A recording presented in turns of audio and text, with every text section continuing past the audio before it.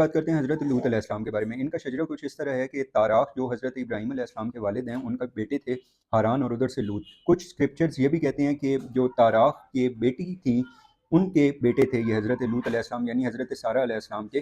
بھائی تھے یہ۔ اب حضرت لوط علیہ السلام کا ذکر قرآن میں تقریباً 17 مقام پر آیا ہے، اور حضرت ابراہیم علیہ السلام کے یہ انڈر ہیں۔ یہ جو قوم لوط تھی یہ شروع سے ہی بخیل نہیں تھی، یہ بعد میں ہوئے تھے۔ ان کا حرکتیں ان کی کیا تھی کہ جب ان کے پاس مہمان آتے تھے تو یہ مہمانوں کو بہت زیادہ باتیں کرتے تھے، ان کے اوپر الزام لگاتے تھے۔ امام موسیٰ کاظم کا جیسے فرمان بھی ہے کہ اگر تم کسی مومن کے اوپر تہمت لگاؤ گے تو تم اس وقت تک نہیں مرو گے جب تک تم خود اس گناہ کو کر نہ لو۔ مہمانوں کے اوپر یہ الزامات لگاتے تھے، اور اس کے بعد ان کے یہی الزامات میں یہ خود اس کی زد میں آ گئے، یعنی مرد مرد کے ساتھ، عورت عورت کے ساتھ، اور اتنے زیادہ یہ اس کام میں ملوث ہو گئے تھے کہ گلیوں میں، سڑکوں پہ اور بڑے اعلی اعلان یہ اس غلط کام کے اندر ملوث تھے۔ اس کے بعد حضرت لوط علیہ السلام کو ان کی طرف بھیجا گیا تھا، اور حضرت لوط علیہ السلام ان کو پریچنگ کرتے رہے تھے جبکہ یہ نہیں مانتے تھے۔ ایٹ دی اینڈ انہوں نے حضرت لوط علیہ السلام کو اپنی قوم میں سے نکلنے بھی نہیں دیا، اس لیے کہ ایک بوڑھے نے ان کو بتایا ہوا تھا کہ اگر لوط علیہ السلام نکل گئے اس قوم میں سے تو اس قوم پہ عذاب آ جائے گا، کیونکہ ایک واحد یہی شخص نیک ہے۔ تو اس وجہ سے یہ ان کو نکلنے بھی نہیں دیتے تھے، اور جو ان میں مومنہ خاتون تھی وہ انہوں نے حضرت لوط علیہ السلام کو بھی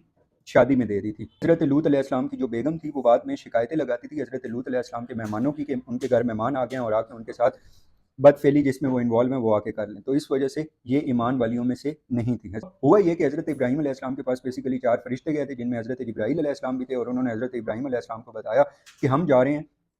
اصل میں لوط علیہ السلام کی قوم کے اوپر عذاب دینے۔ تو حضرت ابراہیم علیہ السلام نے روکا بھی تھا، اور حضرت سارہ نے یہ بھی فرمایا کہ ابھی تو لوط وہاں پہ پریچنگ وغیرہ کر رہا ہے، تو انہوں نے کہا نہیں، وہ وقت ختم ہوا، اب ان کے اوپر عذاب آئے گا۔ تو اسی طرح یہ مہمان بن کے گئے تھے حضرت لوط علیہ السلام کے پاس، اور جب حضرت لوط علیہ السلام کے پاس یہ گئے تو اگین ان کی بیگم نے بتا دیا۔ یہ سارے لوگ اکٹھے ہو کے حضرت لوط علیہ السلام کے گھر ہے، اور انہوں نے کہا کہ وہ ہمارے حوالے کر دو۔ اب حضرت لوط علیہ السلام نے کہا کہ تم میری بیٹیوں سے شادی کیوں نہیں کرتے؟ یہاں پہ اکثر اوقات سوال یہ آتا ہے کہ کیا حضرت لوط علیہ السلام اپنی بیٹیوں کو پیش کر رہے تھے شادی کے لیے ایک غیر مومن لوگوں سے؟ تو اس کا جواب یہ ہے کہ حضرت لوط علیہ السلام چونکہ نبی تھے، اور وہ ان 4 شہر جن کے اوپر وہ آئے تھے نبی بن کے ان کے والد کی حیثیت رکھتے ہیں، اور وہ یہ کہنا چاہ رہے تھے کہ تم عورتوں سے نکاح کرو، ایک پراپرلی نکاح کرو، اپنے ہی جو خاندان کی یا قبیلے کی عورتیں ہیں ان کے ساتھ شادی کرو۔ تو اس میں یہ چیز کلیئر کر لیجیے گا۔ دھاوا بول دیا حضرت لوط علیہ السلام کے گھر کے اوپر۔ تو حضرت لوط علیہ السلام کو حضرت جبرائیل علیہ السلام نے کہا تھا کہ ہم نے راستہ بنا دیا سرنگ میں سے، ادھر سے آپ لوگ نکل جائیے گا اور پیچھے مڑ کے نہیں دیکھیے گا۔